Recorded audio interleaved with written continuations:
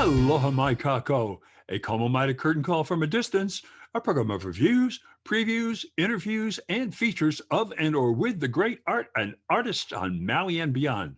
I'm Paul James Brown, and I'm coming to you from my home office, where I have been conscientiously practicing self-isolation. Ha'ole makahiki ho, and welcome to 2021.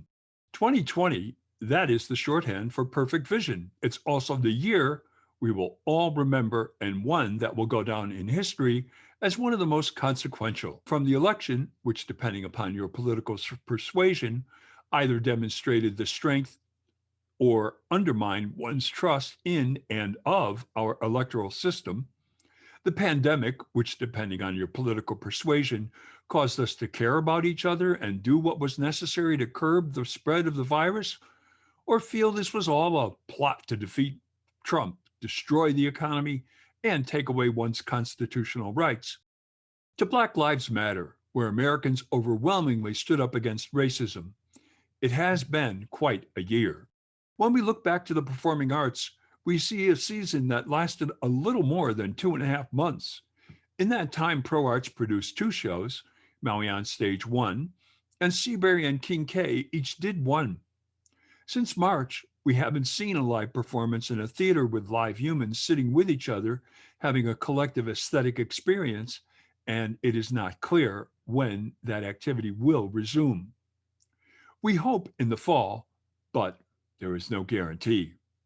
Currently, a substantial number of otherwise educated, smart, caring Americans are skeptical of the vaccines. We are in a sad state of affairs when so many think they know more than people who have spent their lives studying virology, epidemiology, and science. We are in a truth crisis where millions of people have no idea what the truth is, caused primarily by 4 years of our leadership lying to us. However, this is not the first time our government has deceived us.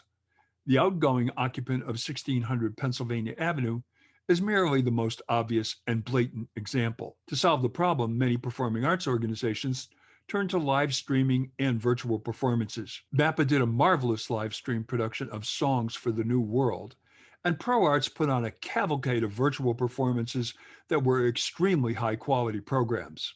Because of the lack of a season, I'll not be giving any Standing Ovation Awards this year. We'll just take a look back on what was. Pro Arts kicked off a year with a marvelous production of the multiple award-winning The Curious Incident of the Dog in the Nighttime.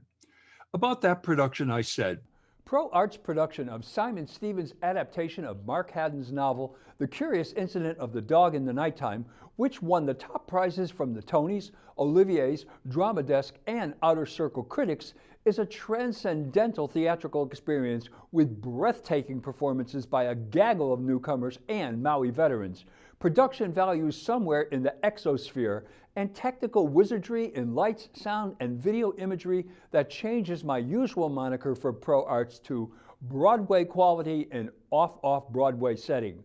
This show is great in every way possible and continues Pro Arts' reputation as the best, most challenging, and refreshing theater on Maui.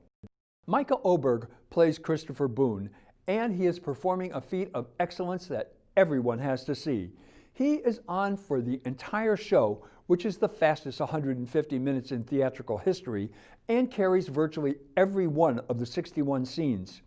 His work is astounding. He has to go through a couple of deaths, find out that those who are closest to him are mendacious, tolerate incredible abuse, and wrangle a rat, to mention a few of the feats he accomplishes, all while doing a spot-on British dialect. At the conclusion of the show, he received the longest standing ovation of any Maui show since the 5-minute one for wonʻt more than a decade and a half ago. I saw this show on Broadway, and I can tell you without exaggeration, Master Oberg's Christopher was better than the one I saw Tyler Lee do. Master Oberg was absolutely truthful every moment. It was a performance for the ages. Also in January, King K. Kaulike put on a courageous and exciting production of The Outsiders. Chris Kepler has chosen a perfect show for this group of young thespians. It is a show about young people with nary an adult in it. That is not a kids' show, nor is it a musical. The sparse settings put the emphasis on the actors, and allowed for swift scene changes. The cast was uniformly excellent.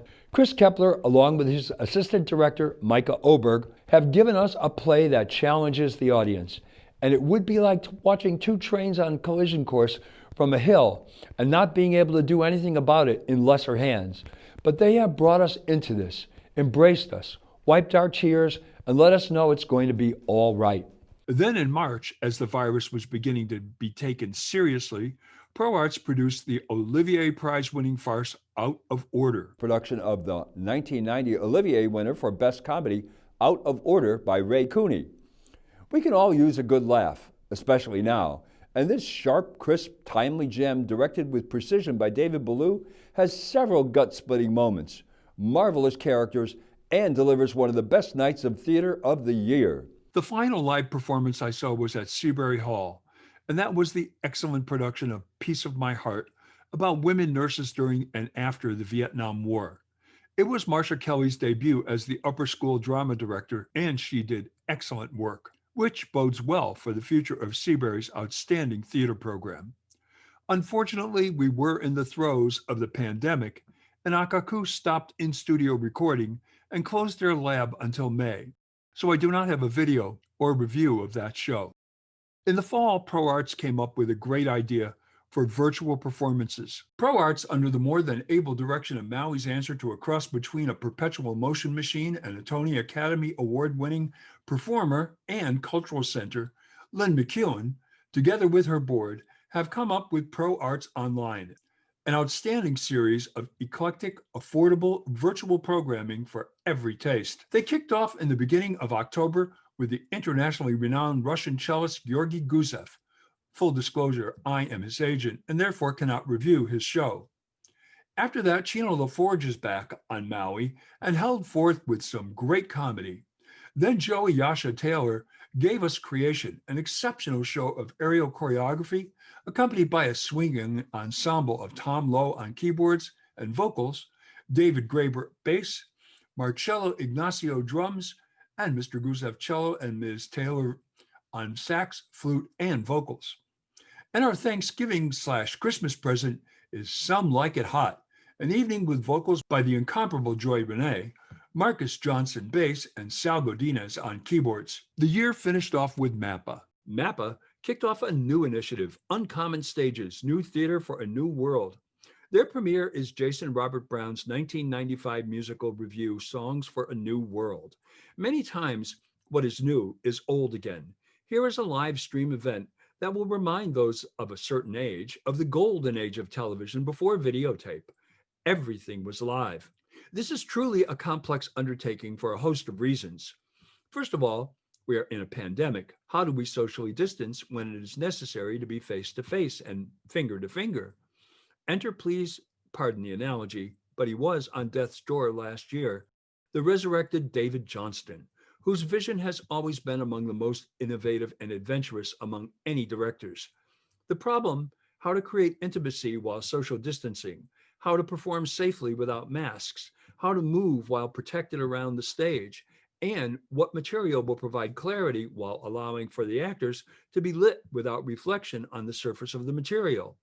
Mr. Johnston, like Saul LeWitt, the great creator of conceptual art, needed someone to realize his vision. Thankfully, we have Carol Walker, Maui's answer to Santo Loquasto, who, along with her general factotum, Daniel Vickers, came up with the idea to use lightweight, framed, poured plexiglass, and then figured out how to make them mobile and self-standing. It's an absolutely brilliant concept from Mr. Johnston, fully and beautifully realized by Ms. Walker's design, along with fabrication assistance from Mr. Vickers. These wheeled portable shields with transparent plexiglass work perfectly, not in small part due to the remarkable lighting design by Ricky Jones.